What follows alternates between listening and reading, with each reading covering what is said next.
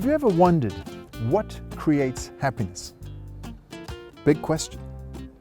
Someone who tried to answer that was Emile Durkheim, the famous French sociologist, end of the 19th century. He looked at the question of suicide by comparing suicide rates in France, in England, and in Denmark. And he realized that they were the highest in Denmark. Why? What was it in Denmark that was creating this? Well, the next thing he did was to investigate what societies have in common.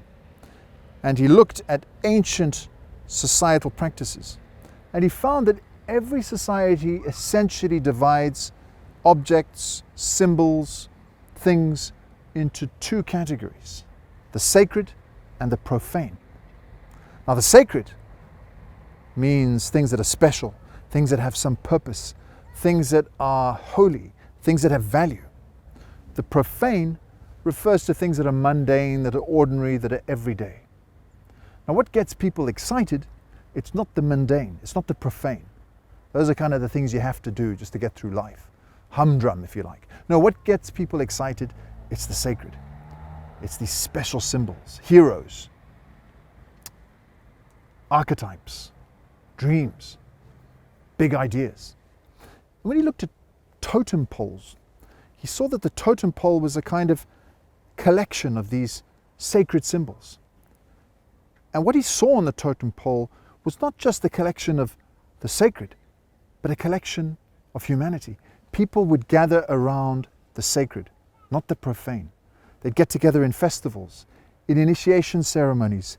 They would gather around these important bonding elements of society. And this is what made people happy. They lived in a community that would rally around certain rituals. He also realized that in ancient societies, you had a mode of production that was organic. Everybody was doing something to keep the group going. Some would be chopping firewood. Others would be making the food. You'd have hunters. You'd have people sweeping the compound. Everybody had some sort of role that was leading to the wellness of the whole community. Everybody had a purpose. And every action had some human response on the other end. Now, with the Industrial Revolution, with the so-called development of the world, what you get is the specialization of labor. People no longer work in these feudal communities where they are helping each other, a little bit like in a kibbutz. No, all of a sudden, I'm working in a factory, and I don't even know who my boss is. And then maybe I don't even know who's going to use the product I'm making. All of a sudden, people are working in offices. They're not talking to each other. They're isolated. And what's happened is you've broken that important social bond, that sacred bond that makes them human, that makes them happy. And he realized that this was creating despair. He called it anomie. And that's where the word anonymous comes from. Or if you like, anomie comes from the word anonymous. In an anonymous society, a faceless society, like a novel from Franz Kafka, where people don't know one another, they become miserable. They're unhappy.